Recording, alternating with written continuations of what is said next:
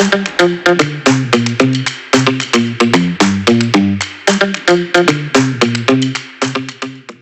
right, B3 with a special guest today, Hamish McKay with Partnersure, to discuss a new product that's available in the marketplace for commercial or excess auto and transportation. A little bit of a unique structure that we think is going to be very influential in this industry going forward, especially with larger customers involving larger excess towers. As we know, the marketplace is very challenging right now. Capacity is limited. There's a lot of towers being built, and the pricing's just getting out of control and unaffordable. But on the flip side, there's also contractual requirements that are starting to become pushed more and more from the customers of the transportation industry. So kind of a perfect storm, but this seems to be a very good solution going forward. So I guess, give us a little background, Hamish. And I know you came from the retail side, obviously, and started Partnersure, but give us a little more background from that. Yeah, so I've been on the retail side for a long time, and then flipped over to the wholesale side and building some programs, and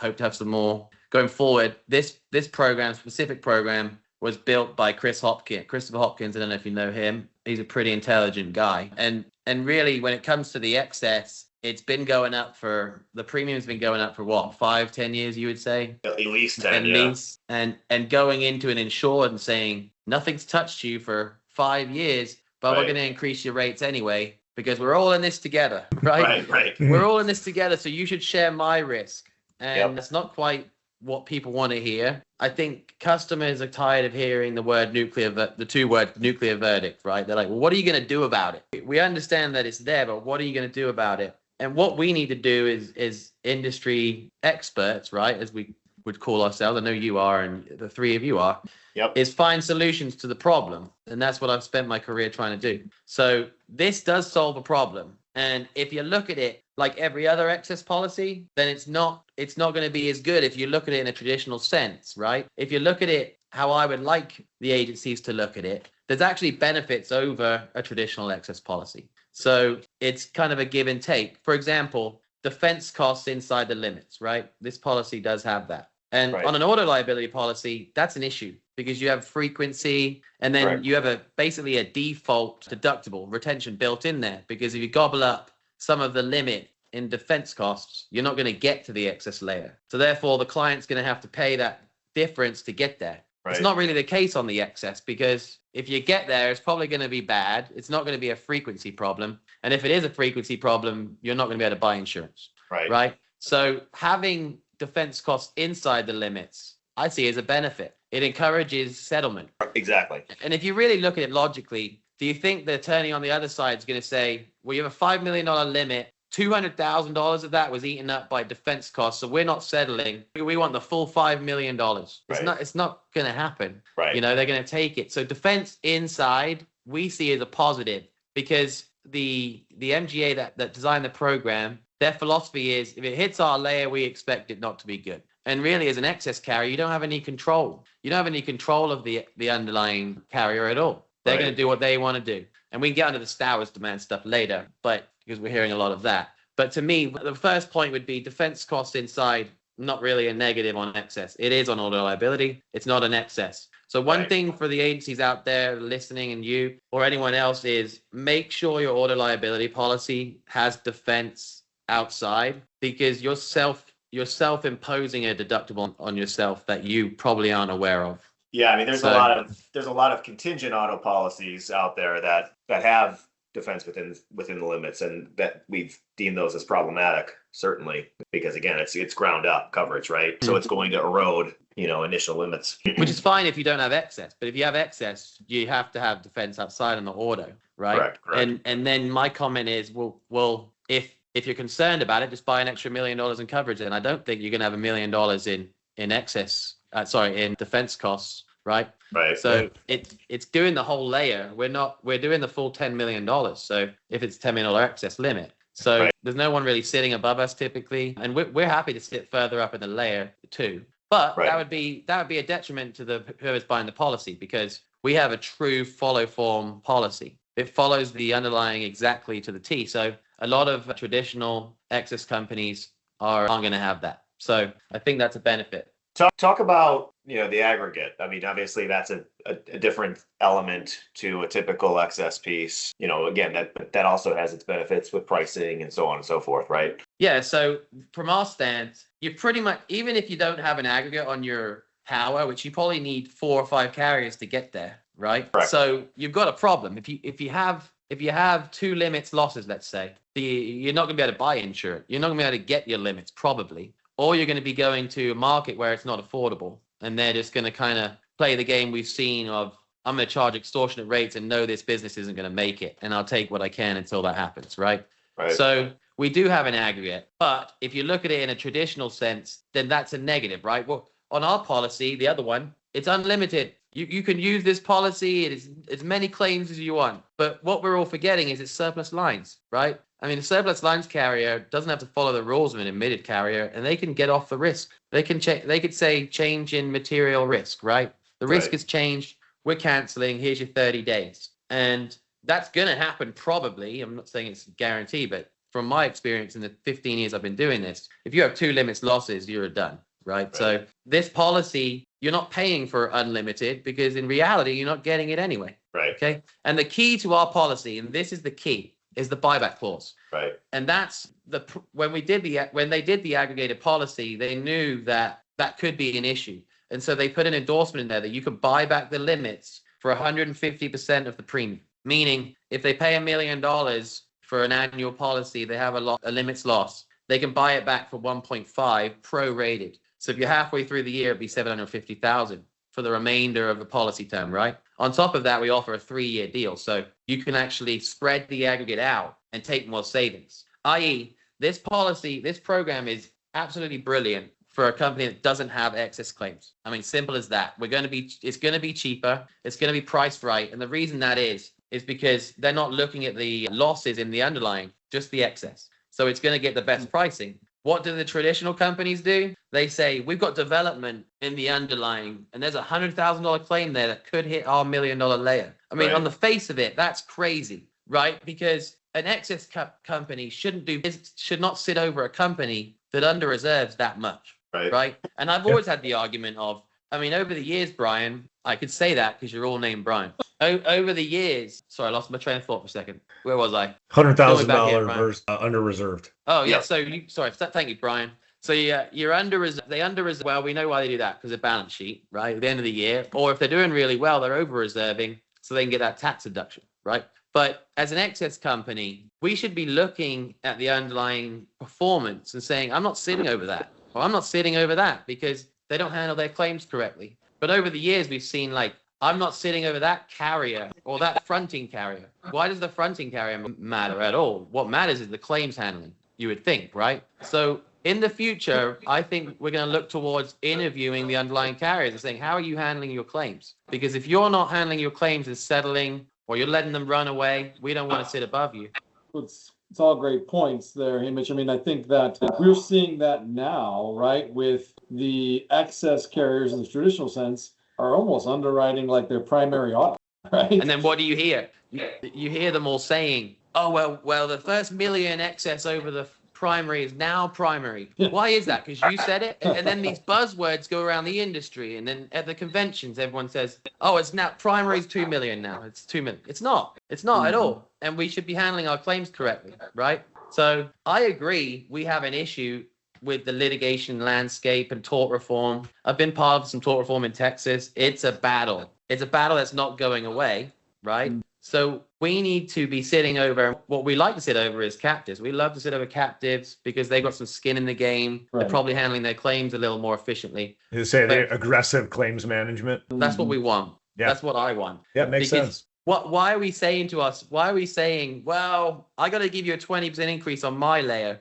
because you have a $100,000 open reserve and it could hit my $1 million layer. That is insanity to me. If you're running an auto liability program and you don't know if it's going to settle for 100 or 5 million, then we got some bigger problems than we realized, right? That's how I look at it. Yeah. Sure. I mean, how many times you made an interesting point earlier about, hey, if it hits the excess layer, it's probably a big one and it's going to pay, right? Which is always what we've kind of all thought. Do you ever see the opposite? You ever see it hit the excess and the excess layer not have to pay anything? I can't think of any. There's where a that's couple, happening. but it's usually defense costs. That's the only time you'll see like a $50,000 excess. That's gonna be defense only, right? Typically, but usually you're gonna have a limits loss, which is why a lot of times you don't want to put the full limits on the cert because that's what you're getting sued for, right? And then everybody in the oil field knows that everyone's carrying at least 5. So if you get hit in West Texas, we're suing for 6 every time, right? Yep. And we know if it gets to the excess layer of this program, it's probably going to be not good.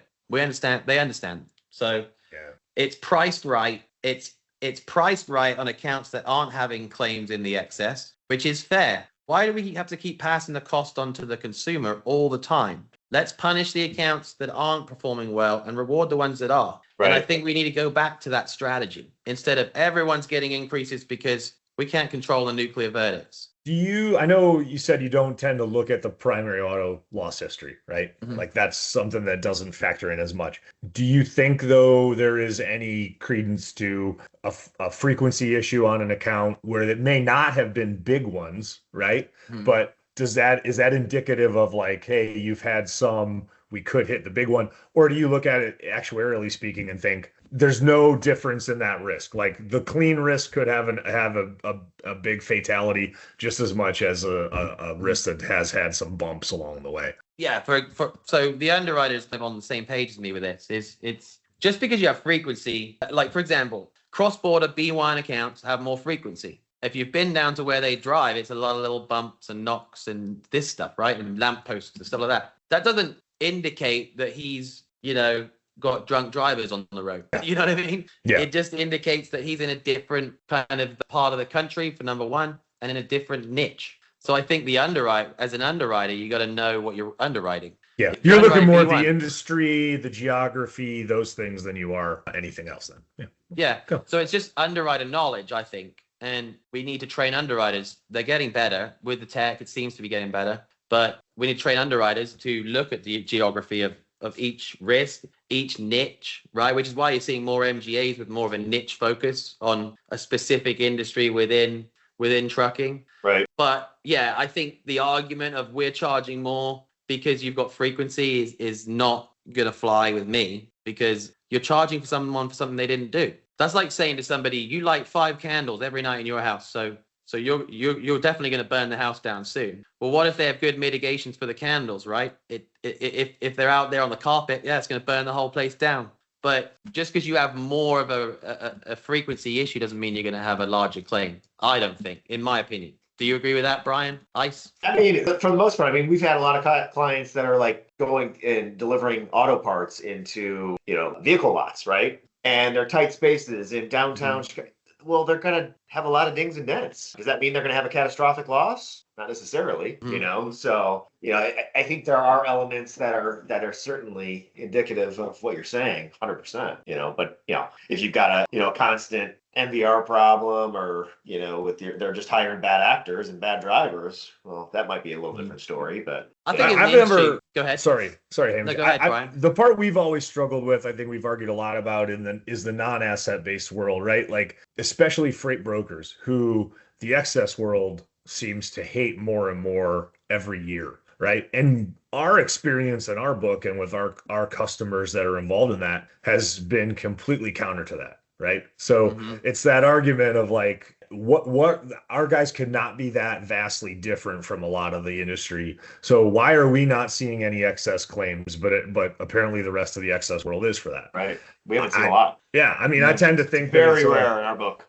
Well, Right, I know it's the a answer to that one. Yeah. In the freight broker world, why are they not having excess claims? Yeah. Yeah, because in my opinion, again, you're only as good as your motor carrier's limits. So what do a lot of trucking companies do that haul for freight brokers? They don't have the limits. Yep. The freight broker's sending a certificate in with his limits. He gets the contract, but he's not giving it to truckers who have the same limits. Yep.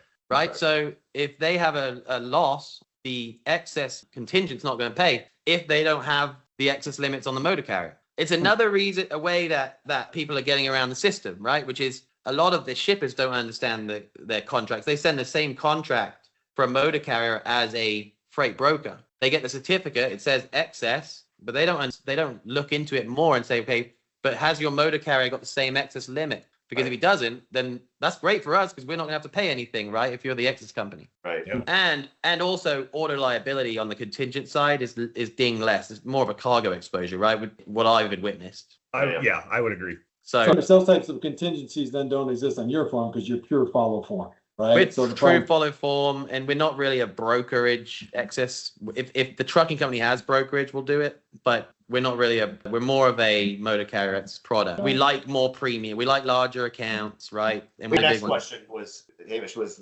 where do you want to see the minimum premium threshold? And I know there's exceptions to the rule, but in general, what is your typical target? 180 is what they're liking. 150, but really the real meat and cheese is the bigger companies, or I would say the average we've written in our shop is, 500,000 and more in premium, and some of the largest carriers in the country. And now seeing this and going, hang on a minute, we're in a captive, we're taking our own risk. Why am I paying first dollar premium for everyone else on the excess? Because the captive's probably going to go to only 2 million, right? Mm-hmm. And then above that, so they do all this work on the captive, try to get return premiums later on and distributions, yet they need $5-10 million here and they're paying first dollar for that. To me, that's kind of, why are you doing that? Why are you paying for everyone else's premium? So in this product, Chris's product, it's saying, look, we're going to look at your excess loss runs. That's what we're going to price it on.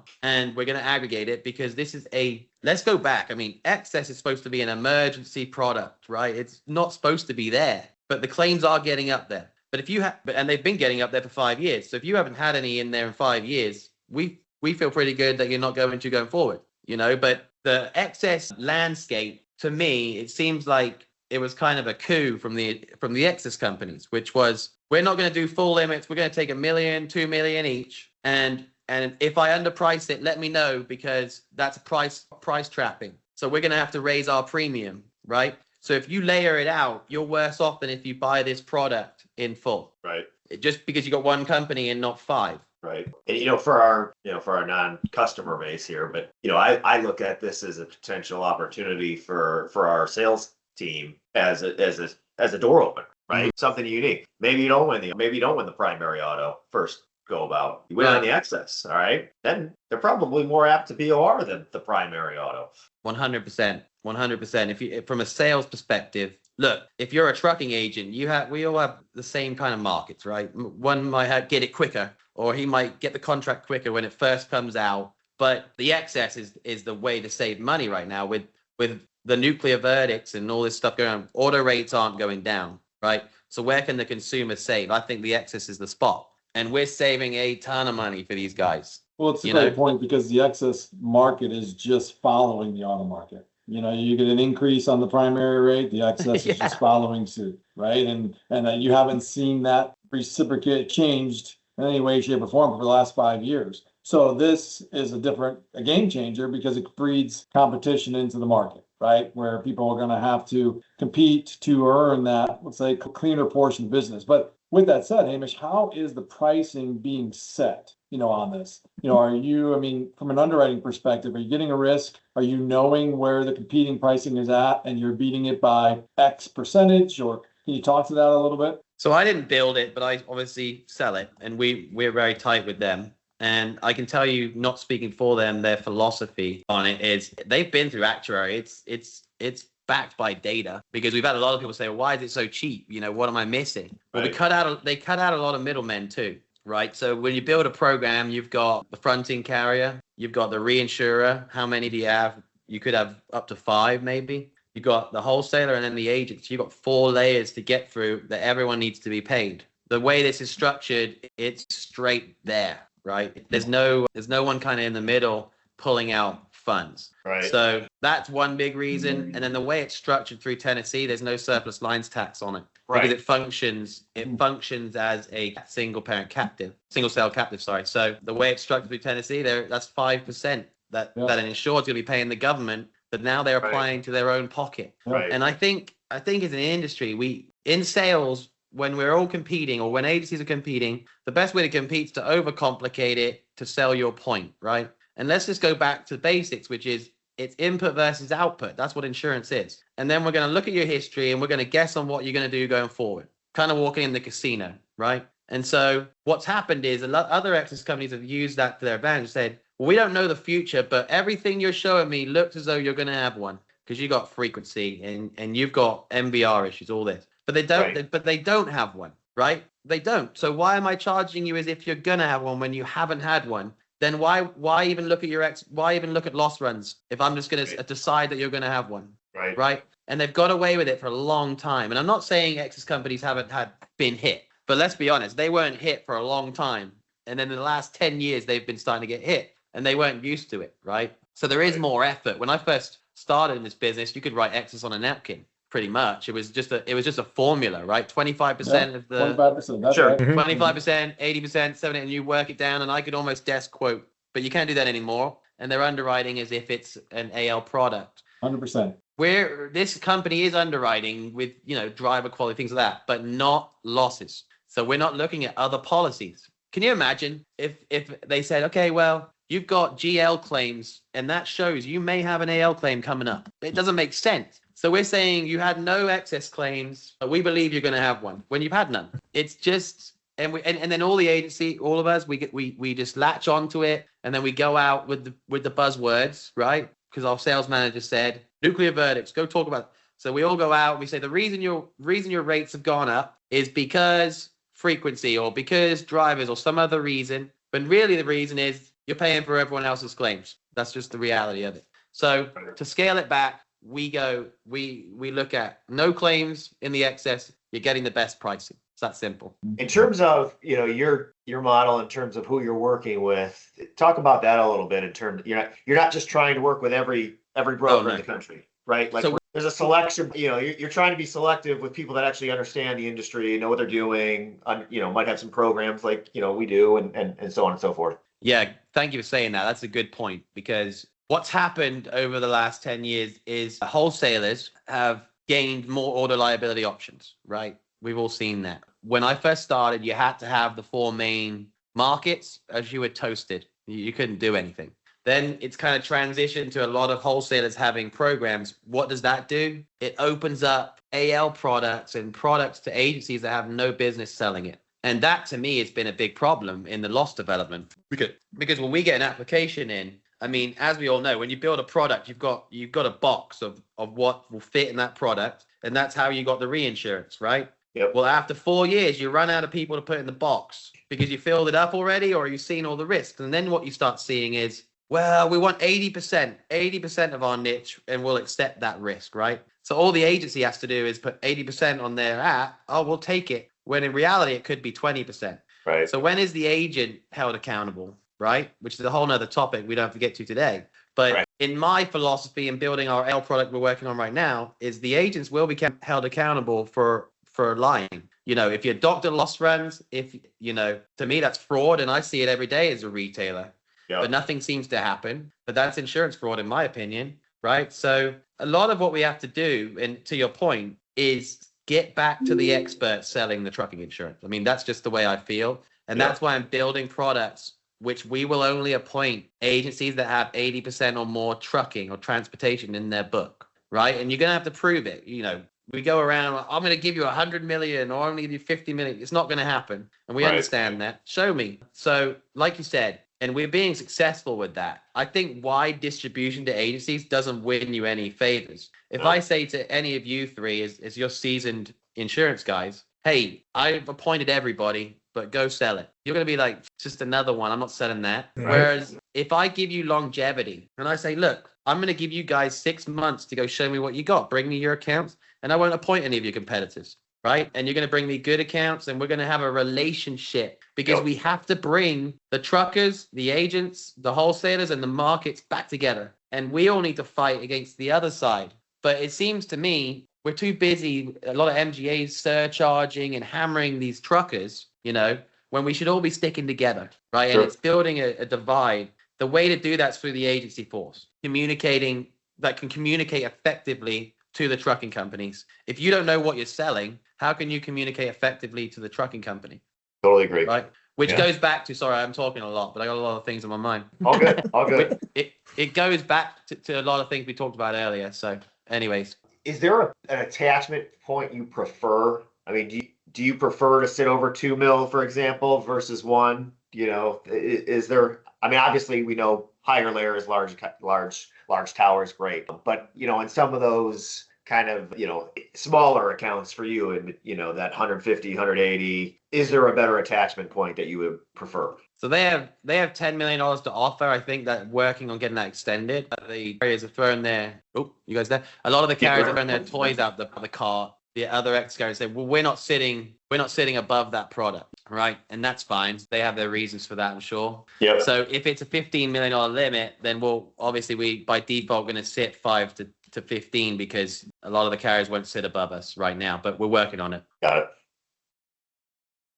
Why Nice. when they sit above us, they don't really have a good reason, but yeah, we're kind of, once one of them falls and says, you know what, we're going to do it, the rest will follow. It's just holding firm right now.